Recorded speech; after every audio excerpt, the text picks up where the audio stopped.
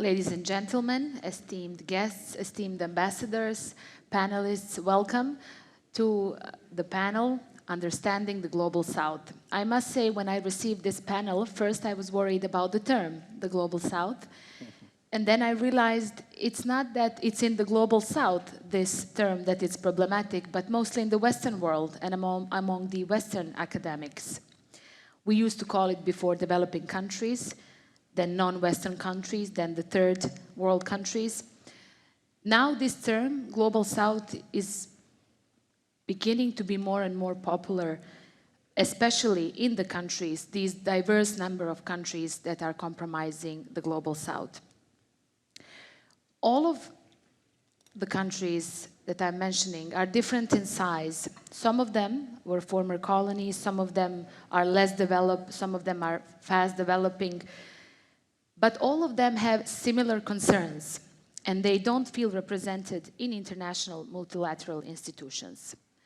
I have an extraordinary panel today with me to discuss the Global South and how to understand the concerns of the Global South. Grace Naledi Mandisa Pandor, South Africa's Minister of International Relations and Cooperation, welcome. Ambassador Maria Laura da Rocha, Secretary General of Foreign Affairs of Brazil, welcome. Mr. Jeffrey Sachs, Director of the UN Sustainable Development Solution Network, and Ambassador Isiaka Abdulkader Imam, Secretary General of the 8th Group. Thank you.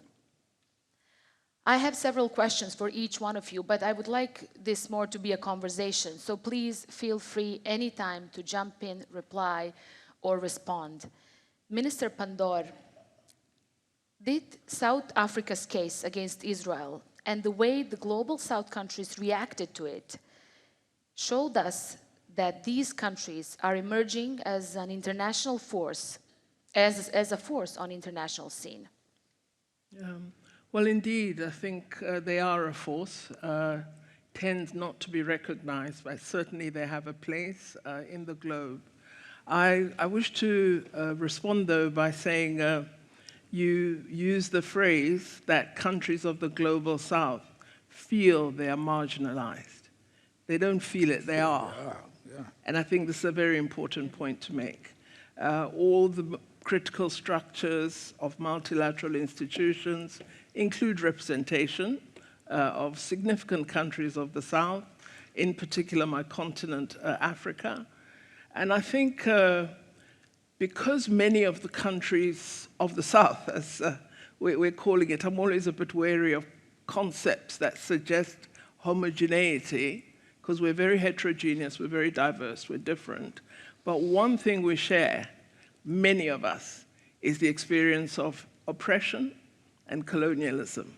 And I think it's that which unites us, to some degree, not all of us, behind the struggle of the people of Palestine. Even in my own country, there are very strong supporters of Zionism, of Israel, even among the oppressed, formerly oppressed people of South Africa, who have mistakenly associated the Israeli people with Christianity and believe that this is a religious objection by some.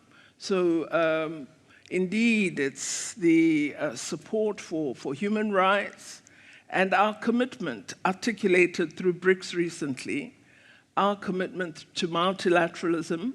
We continue to believe the United Nations is the premier global institution that represents all of us and should represent the best of all of us. And it's our view that we should strengthen it. We should respect the institutions we've established through it. And I believe that as countries of the South, if we were to accept that unity, we believe that it is imperative that all of us are held to a standard, and that no one, because of friends that are extremely powerful, should continue to have the belief that they enjoy impunity. Because today it may be Israel, tomorrow it might be South Africa. And so it's very, very important that notions of global solidarity, which was such a strong part of South Africa's own struggle against apartheid, that those notions that I stand with you because you are a person, because I recognize your humanity, these must continue to obtain in the global domain and in our interaction with the rest of the world, especially the oppressed. We need to show that these values and principles matter. And it's our obligation, all of us, to ensure that they matter. Ambassador La Rocha, what is the main concerns of the global South countries at the moment, and having in mind the geopolitical developments that we are facing? As Minister Pandora said, and I totally agree with her, we are very diverse, but we have another thing in common. We all countries from the South, the global South, we want and we need development. And for that, we believe that it's very important to have a cooperation and have a dialogue. And for all this, if you don't have a governance, an international system that can include everybody and less the space for everybody to say what they need, what they want, we don't have a nice world. So for Brazil and for the countries from the South, I think it's very important to have these changes in the international organizations to open the space for us. And the G20, for instance, nowadays, it looks like the same place where people that think the opposite can negotiation, can discuss, can try to find some way out. And so for that, the presidents of the G20 of Brazil have three important things. First of all, it's to force equality and fight against hunger and poverty. And the second thing, it's the environment. It's very important to think about the environment for us. And the third thing, it's the governance. And we work deep on this, and we believe that's the only way to have a possibility to change this very bad world where we are living now, where the logic of wars seems to be the solution for everything. Mm-hmm. And in our point of view, cooperation is the solution for development, and development is very important for not have tensions and wars. Mr. Sachs, how to improve this development that Ambassador La Rocha is mentioning, how to improve the cooperation between the countries, and what are the institutions that can deliver and address the concerns of these diverse countries that we are talking about? I think it's good to have a little bit of historical perspective on this. The dominance of, I won't call it the North, it's really the North Atlantic. It's Britain, continental Europe, and the United States. The dominance of that narrow part of the world over the rest of the world is about 200 years, in fact. It came mainly with the Industrial Revolution, though there was a long lead up to it in the 17th and 18th centuries. But it was really in the 19th century. Europe divided up Africa as colonial possessions. Europe conquered much of the rest of the world. Within that group, Britain was the dominant power. It controlled the oceans, it controlled the Navy. It was the most violent country in the world in the 19th century by far. It fought everybody. It was quite powerful, and it won most of its wars. After 2 world wars, the United States took over and imagined itself as the new world hegemon. And the U.S. did a few good things. It actually, the United Nations was really the brainchild of Franklin Roosevelt, our greatest president. The Universal Declaration of Human Rights was the brainchild of Eleanor Roosevelt, our greatest first lady and one of our greatest figures in history. But also came the U.S. idea that it should run the world. And this is a very pernicious idea. The U.S. overthrew dozens and dozens of governments. It assassinated any leader that didn't bow down to the U.S. In Africa, Lumumba, and many, many others. And then in 1991, when the Soviet Union ended, the United States, even though its relative power was already diminishing because of the success of other parts of the world, the United States went into overdrive of arrogance because it said, now we are the only superpower in the world. And we had a Secretary of State, Madeleine Albright, who said we are the indispensable country, a little bit arrogant for a country with 4% of the world population. We have a president of the United States today who repeats that, sadly, because he lives, unfortunately, in the 1990s, in my view. But in any event, this is a historical phenomenon that is absolutely inappropriate and anachronistic. It's inappropriate because it was never right that there should be a hegemon. Absolutely. But it is anachronistic in that we are truly in a multipolar world, although in Washington they don't understand that because they don't get out enough. They talk to themselves. They're funded by the military-industrial complex. They believe their own headlines, which they pay for. It's very weird. We live in a bubble in the United States. Now, all of this is extremely dangerous because, first of all, the U.S. views every other part of the world as a threat right now because it's a threat to America's image of hegemony, which is an impossible idea in the state of affairs that we have right now. But Americans say, oh, China's a threat. Why? Because they're so big. Oh, Russia's a threat. Why? Well, we started it, this war, by the way. We overthrew a government in Ukraine. We armed the Ukrainians. We did all these things. We never talked to Russia. No, they're the threat. We surrounded Russia with NATO. They're the threat. That's the American mentality. If you're too big, you're a threat. If you don't side with us, you're a threat. If we can't have a military base in your country, you're a threat. But that's leading to wars everywhere right now. So the first risk is the American mentality. Completely out of tune, funded by the military-industrial complex. I know it because I live in the military-industrial complex. That's the East Coast of the United States.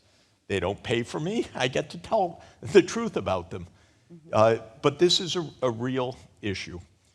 The second issue is the rest of the world wants fair institutions. So take the case of the World Bank.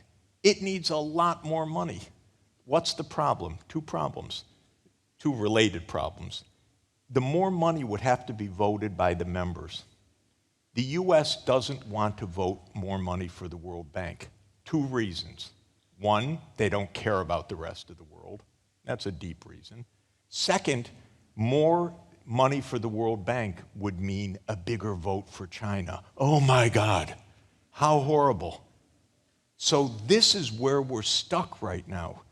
The institutions that were created after World War II were mildly acceptable to the US because they ran them. But they can't run them anymore. They can participate, but they can't dominate them. And now the US doesn't want to be part of institutions that it can't dominate.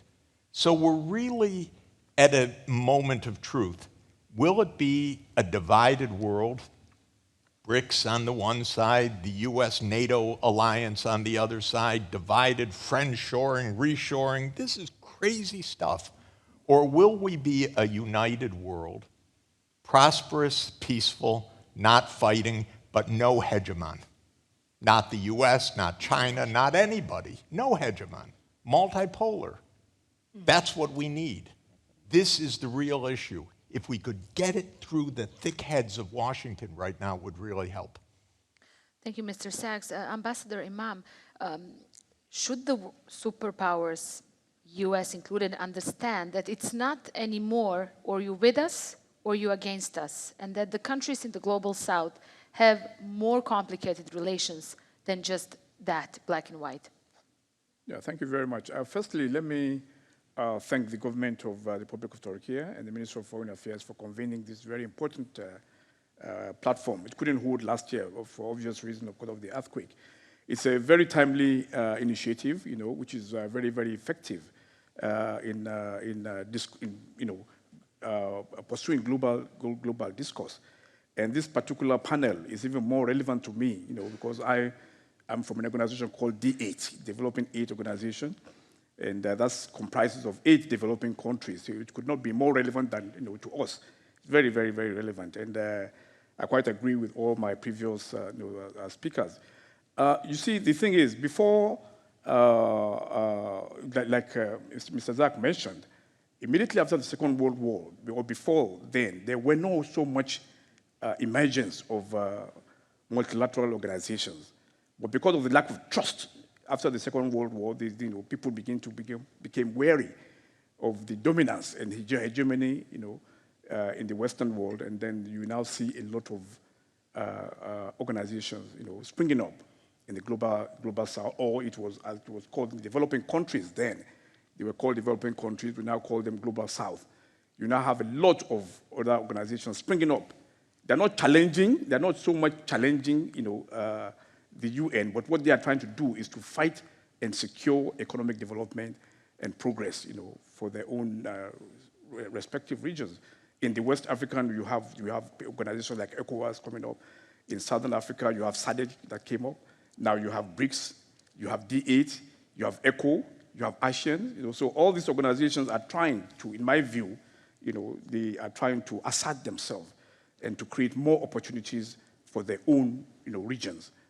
So it's not so much of a competition with the North, but they're trying to see how they can become more relevant, to themselves. That's where I see it. In my organization, for example, we are 8 countries, or developing countries, but if you look at the strength of some of these countries, some of them are fast emerging economies. Take a country like Turkey, for example. It's highly industrialized. One of our member states, also Indonesia, is a member of the G20, highly industrialized as well.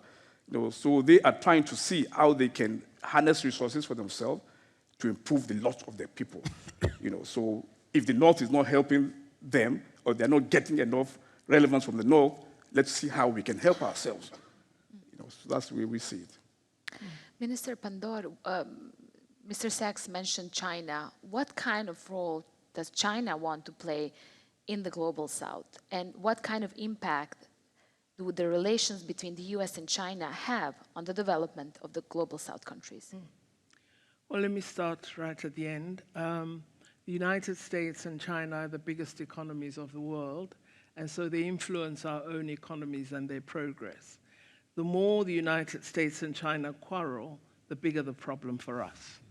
And so it's in our interest for them to sort out their business, which I have communicated to both, because it poses a real problem for our countries. We trade with both. They're both significant players in the world. Our produce goes to each of the countries. And they play an important role in aid and grant provision to developing countries. When their quarrels are about trade, it impacts on us. Because, for example, in the telecoms space, many of our telecommunications companies use components from companies in China. When America places sanctions on those companies, they expect every other country to respond and act in concert with the United States of America. For our telecoms companies, it means new costs, new components. Do you start afresh, establishing new data banks and so on? And this impact, the secondary impact of sanctions, is hardly ever thought of by those who impose sanctions. They're very quick at imposition and hardly pay attention to the effect on developing countries. So in our view, the sooner the United States of America and the People's Republic of China arrive at an agreement on how matters of IP, patents, and so on would be addressed, the better for our economies. China plays a very important role in supporting infrastructure development on the African continent, and that is good because it's a key need for trade for Africa. And the United States has played a key role in many, many areas of development. So while I agree with Professor Sachs on some aspects of how he described America, I don't totally agree. There's a part that is a very good friend, and there's another that's a real problem. Ambassador La Rocha, I would like you also to elaborate more on the role of China and my other panelists as well, as I think this is very important question for the countries of the Global South. Nowadays, China is the most important partner, commercial partner of Brazil. But Brazil likes and believes that the multilateral system is better than to have one or another. So we believe that more important than everything is to change the logic of spend money, as Professor Sachs said, on military questions. For instance, now we spend for the aid for assistance, 3% of the total of military expenditure. And for the Paris Agreement that we need, all we need to convert our economy to protect the environment, less than 5%. So more important than discuss which country will be the head of the others or will be the leader of the others, we have to enforce multilateralism. It's the only way. This is our view, Brazil views, and I totally agree with Professor Sachs and Minister Pandora. Mr. Sachs, are we seeing a renewed efforts by China to re-engage with the countries in the Global South at the moment? China is always engaged with the developing world. It's been the G77 plus China for a long time. So China's never not engaged. China's Belt and Road Initiative, in my view, is extremely positive and important. It's exactly the kind of connectivity that's needed in the world, building fast rail, renewable energy, 5G networks, port services. It's real infrastructure for connectivity, and that's China's idea. Why did the United States freak out when China launched the Belt and Road Initiative? Not because there was anything wrong with the initiative, but because it wasn't America's initiative.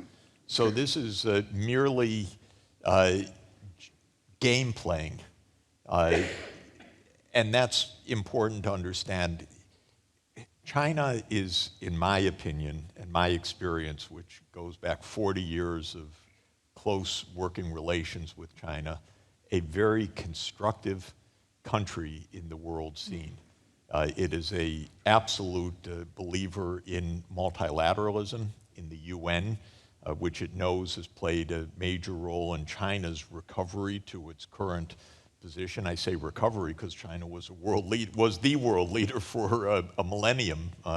If you look back several centuries ago, China has not fought one war in the last 40 years, not a single war. The United States hasn't had a single day of peace in the last 40 years. So when you really look at what's going on, one country is saying, let's cooperate. The other country's building 800 military bases overseas around the world and engaged in nonstop war. Very costly for me as an American citizen because we've spent $7 trillion on wars since 2001 and lost every one of them, by the way, which is aside the point because they were all misguided. So this whole idea of China being a threat is a concoction of a government that wants to dominate. Okay, the US won't dominate, but let me also say China will never be the world hegemon either. There will be no hegemon in the 21st century. Yeah. You look at the numbers, the data, the power, the politics, the population, no hegemons. China will peak at about 20% of world output. That's a lot, but not enough to run the world. And why will it peak? Its population is now starting to go down. It's going to go down actually quite a bit. It could even go down below 1 billion as the world population reaches 10 billion. So it could fall from nearly 20% of the world population to even 10% if you look at the UN population statistics. So the idea that this is a fundamental threat is completely wrong. I would say to our wonderful foreign minister, whom I admire so much, and also I think the world owes so much gratitude to you for South Africa's leadership, and especially at the ICJ. This is very brave and extremely important and extremely constructive. My small bit of advice would be Huawei is really good. Don't lose Huawei. They're the low-cost 5G producers of the whole world. South Africa needs that. Don't let anyone talk you out of it. It's the best equipment in the world. Thank you very much. If you look at China's dominance, it's in the global south, even in the north, it cannot be overemphasized.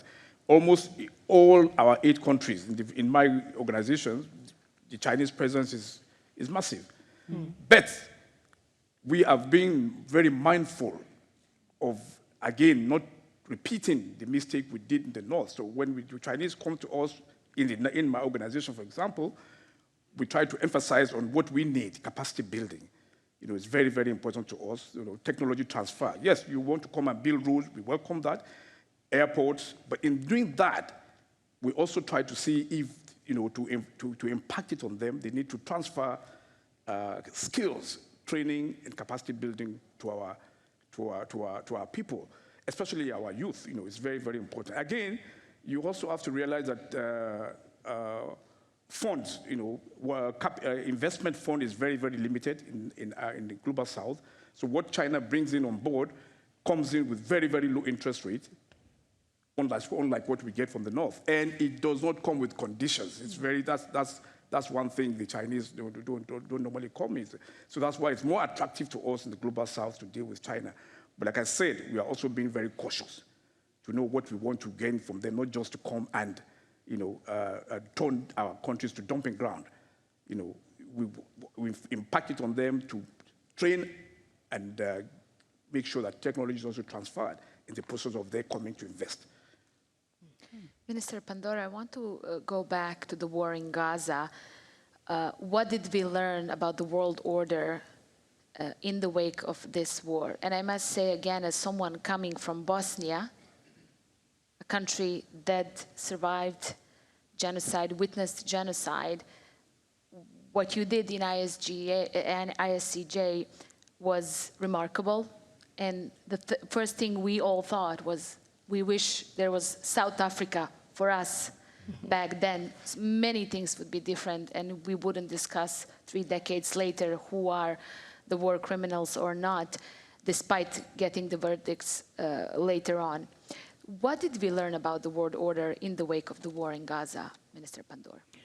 Well, I think one of the things that the ICJ case, which is actually due to all the people of South Africa, I'm just the mouthpiece, but it is South Africans, and particularly our president, that have led the decision. The difference for me is that for the first time, I think Israel is exposed and is shown how cruel it is to the world. Israel has had an amazing cover of impunity and world sympathy that they've rested under for many, many decades. And much of the pain that has been visited upon the people of Palestine for decades was ignored, hidden, or not spoken of, because this huge sympathy, which is important because they experienced great cruelty under the Holocaust, but that was used as a way of hiding the cruelty being practiced upon the people of Palestine. And as the world, we allowed it. I think now what has happened is we've exposed that. At least our case achieved that. We might not win the case, but that is important. Now, what I think the reaction has illustrated is quite amazing hypocrisy in the world. We are now getting very negative resolutions in the largest democracies in the world. I've had foreign ministers come to me and they say South Africa's case is a hindrance to a peace process. Now, you see, the people of Palestine are dying every day, right visibly before us. And you, the powerful countries, why can't you put together a peace enforcement process within Palestine just to protect people? They could do it, but they don't, because they don't recognize Palestinians as people. So we have exposed the world, and the world has shown itself to be hypocritical at the highest levels of the world. I also think that the world, at some point when we pause and think, we've got to ask questions about the UN Charter and how much we understand it. Because when you're an occupier, there are obligations on you that are very different to the obligations of the occupied. So the standard can't be the same. So there have been, I think, many pointers to how unequal the world is, to the double standard that is exercised in terms of our belief as to who should enjoy rights. While we have the Universal Declaration of Human Rights, it's very clear that we believe these belong and attach to some and not everybody. Because if we believed that all of us are due access to these rights, we would conduct our political practice and foreign policy very differently. We have, in our parliament, members of the opposition, some of whom are very supportive of Israel, ask me, why are you not taking Russia to the ICJ? So I asked him, why didn't you take Prime Minister Netanyahu to the ICC? I've referred it to the ICC.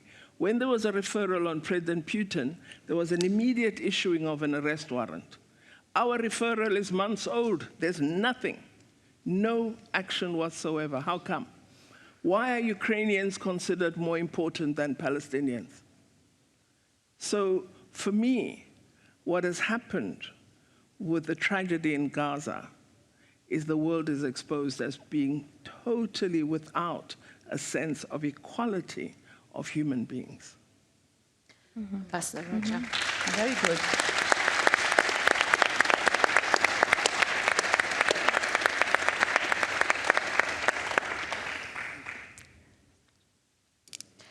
Same question. And the same question. No, I've talked something about her. She said everything I would like to say. But it's important to note that the Security Council, United Nations Security Council, didn't work at all. Yeah. And this is the tragedy, because it seems that you have a system, but we really don't have. For any case, Gaza, Ukraine, and Europe, and our regional problems also. So the conflict. So we need absolutely to reform the Security Council, to have more representativeness, more possibility to discuss the questions outside the military logic. Nowadays we don't believe that it's possible to solve the problems with politics. We have to go to the military. And this is bad. That's why we are in a very bad moment in the world, because it seems that there is no solutions, because war is not a solution. And we don't have another system that can bring together people that are not involved, people that can help to find some way out. And that's why we insist, as countries from the Global South, that multilateralism is very important. We have to reform the United Nations institutions, all of them, the political ones, the financial ones. And how is that achievable? And bring all this policy and money for cooperation, for development, for energy transition, and everything else that can bring a better life for our people. That's what I believe. Thank you, Ambassador. Mr. Sachs, how to improve this system? How to come to these reforms? What are the solutions? Let's try to look a little bit forward and maybe bring some ideas forward from here. Yeah, let me say, in all of the absolute reasons for despair as well, there are reasons for optimism about the situation in the world. There was a vote in the UN General Assembly on Palestine's right to political self-determination. All countries supported it, but 4 opposed. Israel, the United States, Micronesia, which is bound by compact to side with the United States, and Nauru. I think Nauru made a mistake. That's 12,000 people. Micronesia is 110,000 people. The rest of the world is clear. Now, I should also add, since Britain will never vote against the United States till the end of its days because of some unwritten principle that this is how Britain holds on to the British Empire, by always siding with the big power. We can count on British abstentions. I'll put that aside just as a footnote. The world is not divided. The United States is trying to hang on as the sole power. This is a little different. In the Security Council, the vote is 13 to 1 to 1. 13 in favor of doing something, the United States alone, and Britain running alongside, always happily saying, we're here as your cheerleader. Other than that, the world's actually united. Yeah. We're not in a despairing situation where the world's crazy. My country's crazy. By the way, it's not even my country that's crazy. Most Americans are on the right side of these issues. The opinion surveys show it's Washington that doesn't listen even to the American people, much less to the world community. This is a power situation of a small elite in the United States under the military-industrial sobriquet, and I think it's not inaccurate. It's not a lot of people. They're very wealthy, they're very powerful, they produce a lot of armaments, but they don't even have American public opinion on their side. And the vast majority of the world is against all of this as well, and is aghast at what Israel is doing. Absolutely horrified, as are the American people. So we shouldn't lose hope. Of course, global power and global rule of law are 2 different things. Global rule of law is only a recent attempt. The first attempt ever at the global rule of law was 100 years ago with the League of Nations. It failed. Now we're in the second attempt, the UN. We need to make it work. There's actually not overwhelming obstacles. There is obstinacy of one powerful country, the United States, which is in opposition to the rest of the world right now. My own view is keep forcing these votes every day. Keep showing it's one against the world. What I tell ambassadors in my own view in New York every day, because I hang out at the UN, is don't hold back from a vote because the US will veto it. Every day, force them to veto it. Expose that the world is actually united, aside from one. That will force the US to change also. The US cannot function against the whole rest of the world. The illusion inside the US leadership is You even hear President Biden say, the world looks to us for leadership. Are you kidding? The world looks to the US, don't bomb us. That was in the past. Don't kill us.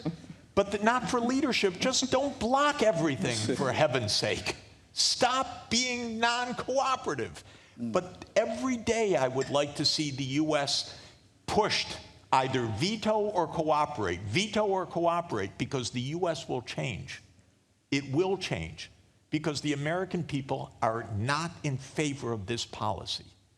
They're not looking for hegemonic status, the American people. They're looking for quiet. Even General Milley, the former chief of staff in the Financial Times this weekend in his interview said, Americans are sick of war. Well, the chairman of the Joint Chiefs of Staff should know. We don't want this in the American public, so keep pushing. Don't be shy to push America to a veto, because they'll suddenly realize we're all alone here. Oh yeah, we have Micronesia on our side. With all respect to Micronesia. They have to, by compact, vote with the US. They have to. It's their law. Other than that, the US won't have any supporters. So then they will say, we have to do something different. And then the world is suddenly going to look in a much different way than it looks right now. So we have to keep pushing international law. We have to keep saying, these are the rules, non-intervention. If you want to go to war, that's the UN Security Council. You need authorization. If you want sanctions, that's not the US telling South Africa, don't use Huawei. That has to be through the UN. And we're close to that. We're close to it. But the world needs not to be afraid of pushing the US, because the public in the US is on side with the world, not against the world. Well, I'm Mr. going to Sack. test that very soon, because I'm going to America to complain about the resolutions that are in the House of Representatives calling for sanctions against South Africa. So I hope to test whether Americans will be with us. But I think the key that is needed is reform of the United Absolutely. Nations. Yep. I think this is absolutely urgent, imperative, and we in the South must insist that it happens. I'm sure the powerful countries will have a real problem in giving up on the veto, and some of the countries of the South want it as well. My own proposal in the reform process would be that the veto can only be used when there's consensus among the powerful. So if it is based on consensus, it would be very different then. They must negotiate among themselves. Because at the moment, one can object to a brilliant concept and idea. So UN reform is urgently necessary, and we as the world should not neglect it. Second point I wish to make is to come back to the Secretary General and what he said about D8. We, as the South, for want of a better phrase, believe that the relationship between ourselves and our partners in the world must change. We want productive capacity, we want industrial ability.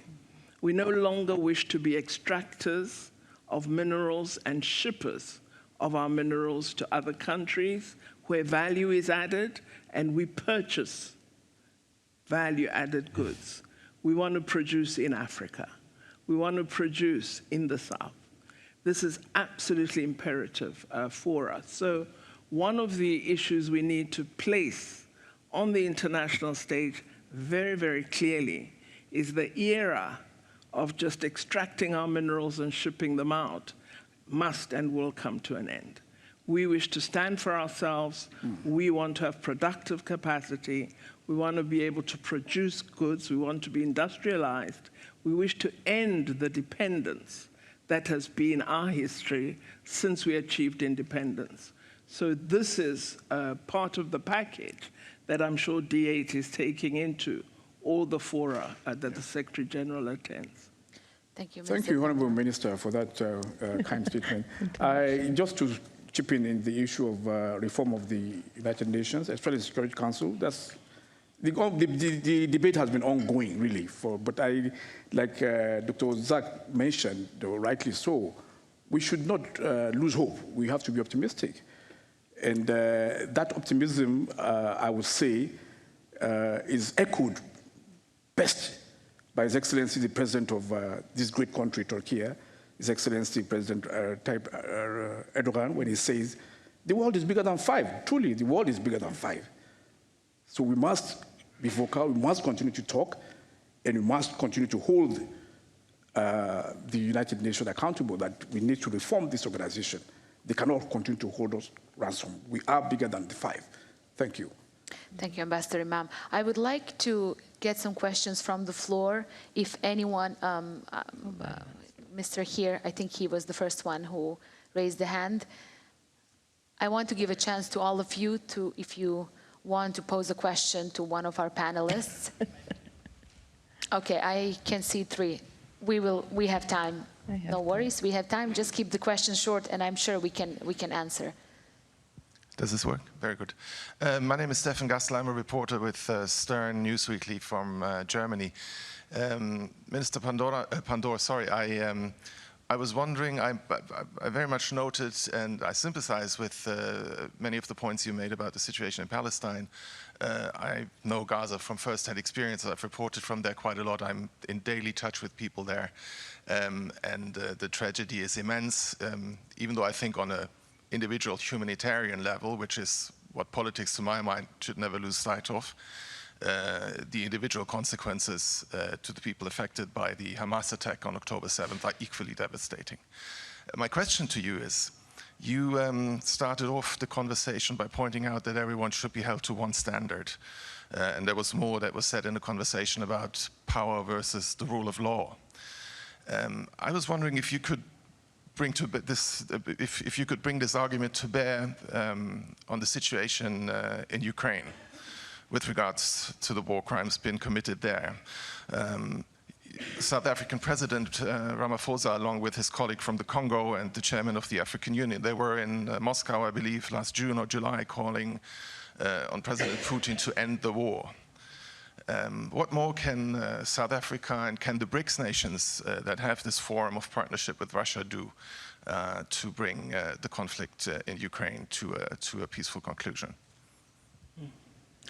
Well, I think what must happen is that the efforts of President Ramaphosa and his colleagues must continue, as they are doing.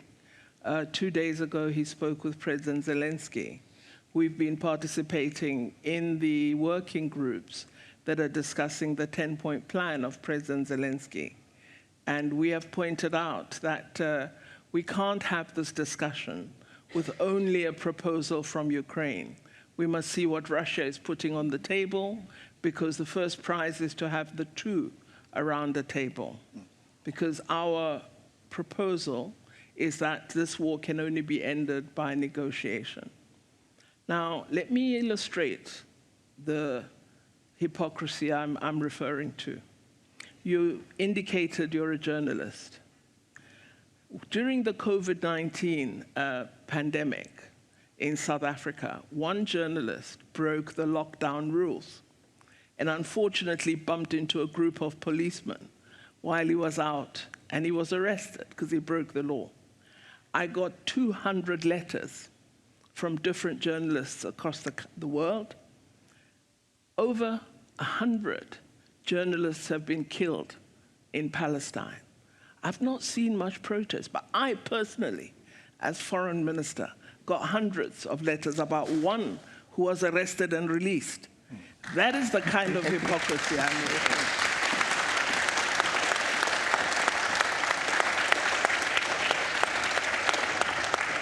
to. Mr. Sachs. I wanted to say something about how the war in Ukraine can end. In March 2022, there was an agreement to end the war between Russia and Ukraine. It was negotiated, it was initialed, and then the United States stopped it, as you know. So the US wanted to fight, Ukraine wanted to negotiate. But the US calls the shots, and the US and Boris Johnson went to Ukraine and said, no, we don't accept neutrality for Ukraine. This must be NATO. That was a command from the US and UK, not from Ukraine. Of course, you will not read this in the New York Times each day. But you can find this in 1,000 places now on the media.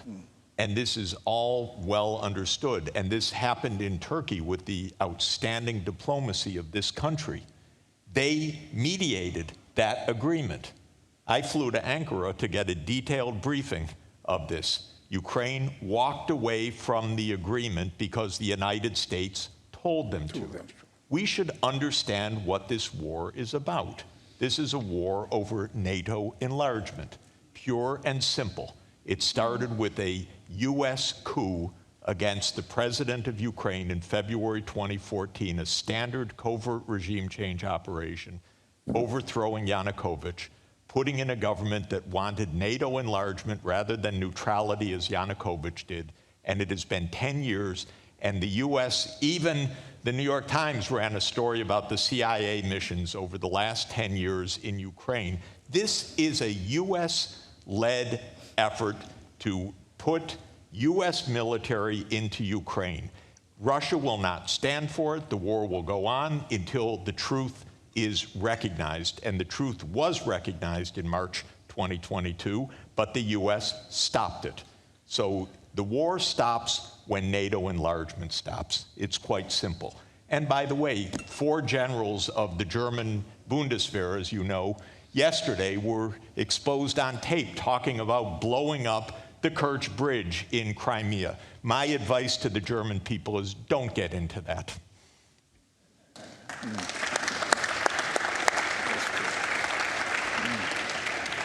I think I see he was first, and then I'll come to you, Mr. Yes, please, let's get the microphone over here, last row.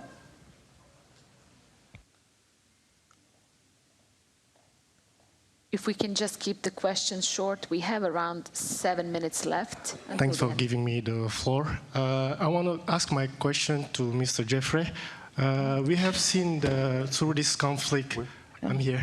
Yes. We have seen through this conflict that the Security Council is not able to give enough solutions or to implement the ceasefire in the war between Gaza, between Palestine and Israel. So isn't it time to rethink the shape of the Security Council, but also the veto system?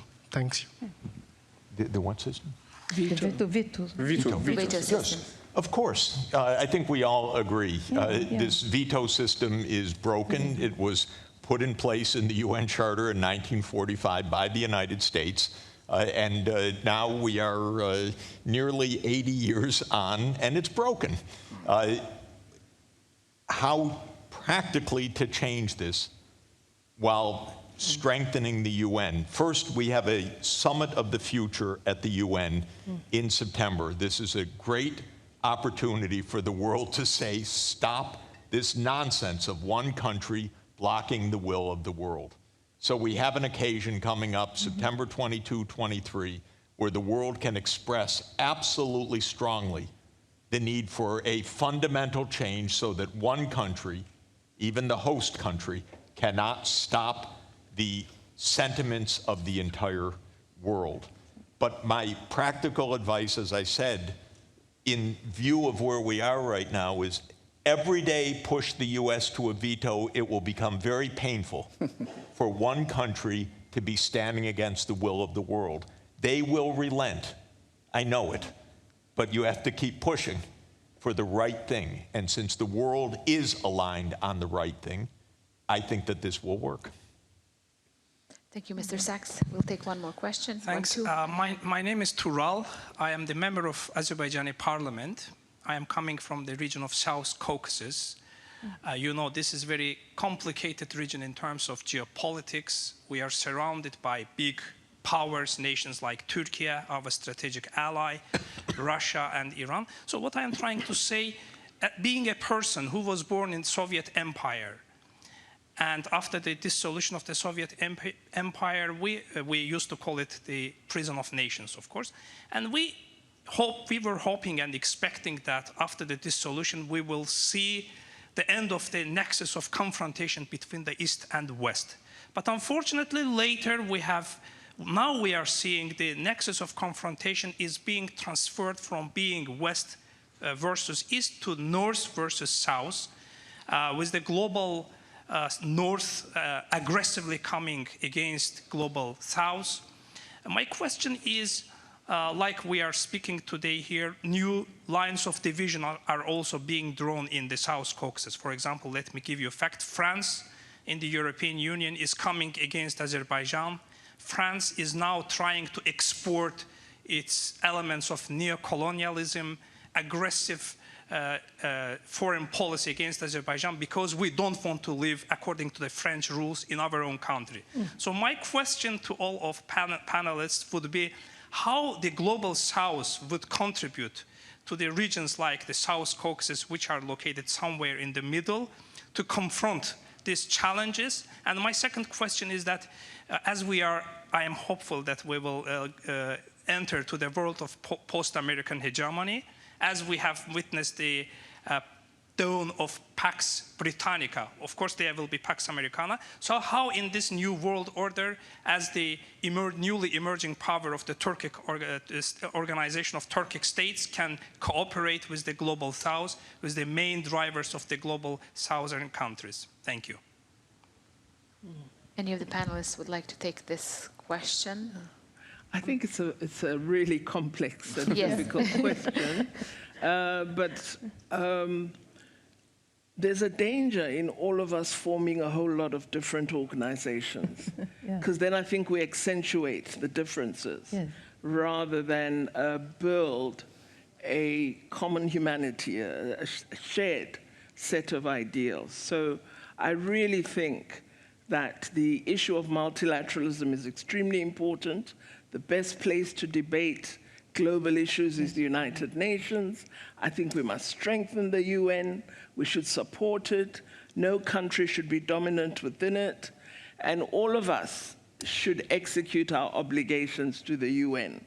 Often it fails because we deny funding. And then those who have power have influence on how it conducts its work. So I really think that making preeminent multilateralism is extremely important, and that even as we meet as different regions of the world, we should make every effort that at some level we all meet in one room. I think there's a real danger if we begin to so divide that you'll have a whole lot of cultural and other chauvinisms emerging. In my country, we have different ethnic groups. If they started to assert their ethnic identity, you might have a problem because some are very big, others are very small. So I think the notion of unity and diversity is extremely important, and we should do much more about drawing the world together, but doing so on positive values and principles. For me, that is what is critical. And for us as nations to ensure that our nations are able to survive, your best bet is democracy. It's your people and their attachment to that practice. If you try and deny South Africans their freedom today, I think they'll gather together no matter how different we are, and they'll make sure you don't achieve that. So making people love freedom and understand democracy is extremely important. It's a challenge to leaders, though, because democracy is painful. You don't get your way all the time, but it's the best value that you have, the best practice in a society. So let me stop my preaching. But essentially, global. I like it very much, Minister. Okay, let's take two more questions. And unfortunately, I don't think we have more time. Mr. here, and then a lovely lady here. So. Thank you very much, Ambassador Engin Oba. It was a wonderful discussions, but I think the real questions for an expert in international relations would be this question: how Global South could become an institution and could play a role in international politics, and its weight will be felt. I can tell this, how, for example, the Global South could become an organization like the non-aligned countries during the Cold War. Thank you. Thank you, Mr. Sachs. Yeah, I think it's important, count the votes to understand this. The rich world, if you want to call it the high-income countries, or let's take the North Atlantic countries. The US has 330 million people, 335 million people. The European Union has 450 million people. Britain, another 50 or so million people. We're talking about 10% of the world population only in what was the group that ran the world. When you talk about the Global South, take the G77 plus China, for example. That's 134 countries with 80% of the world population. You've got the votes there. You've got the economic weight there. Consider the BRICS. The original 5 BRICS have 32% of world output at purchasing power parity compared to 30% for the G7. If you add in the 5 new BRICS members, it's 37% of GDP compared with 30% of the G7. There's no shortage of power and influence. Of course, it's a matter of finding the voice, but there are plenty of venues for the voice. The BRICS is a very important grouping and a very constructive grouping, in my view. The G77 plus China is a very important grouping and a very constructive grouping. Count the votes, go for the votes, use the UN as the venue to take the votes, and make clear to this 10% of the world, get over it. You ran the world for 200 years, it's done. Now the world is going to be operating on a one person, one vote around the world. It's not going to be run by 10% of the world population anymore. This will change very, very quickly. Just let's make sure we don't blow ourselves up before the change occurs. And we, I mean my own country and a couple of others, to stop and be told by the rest of the world, you cannot continue these wars anymore. Thank you, Mr. Sachs. One more question. Okay, thank you. I'll be very brief with my question. So I'm a student, and since we have a representative from Brazil, I would like to ask a question about the national development, because as far as I know, the former president, Bolsonaro, had a plan for the Amazon rainforests. And with that plan, I mean, he was saying that it was for the sake of the national development. But how can we protect our world? Because since we have also another representative from the UN, like the world is should be united. So this is not just a national concern, but it's, you know, the world concern. So what would be the reaction, and do you have any plans about it, not just the rainforest, but the climate change, etc., in general, that kind of issues? Thank you so much. Mm-hmm. No, thank you for the question, because Brazil is one of the leaders, the principal countries concerning the environment. The Rio 1992 was in Brazil and started negotiations, to finish negotiations of the convention. Then we had the Rio Plus 12, and then we are going to have in Belém the COP30. So we are very, very involved for the need of everything and convinced that the world cannot be separate for nothing. We are completely connected, and what happens in one place, immediately we have some effects in another region, and not only in environmental questions, climate change questions, but also in wars that was disturbing the famine and the possibility of food security and everything. But concerning the climate change, of course, we have to continue to find ways, and we will, because the 3 COPs that are going now, it's for trying to solve, to transform the money in actions and the possibility of convert our economy respecting the environment. Thank you. Ladies and gentlemen, I hope you all enjoyed this panel and conversations as much as I did. I want to say thank you to all of you, Minister Pandor, Ambassador La Rocha, Mr. Jeffrey Sachs, Ambassador Imam. Thank you all for being today with us. Hope to see you again with some other topic, and thank you all.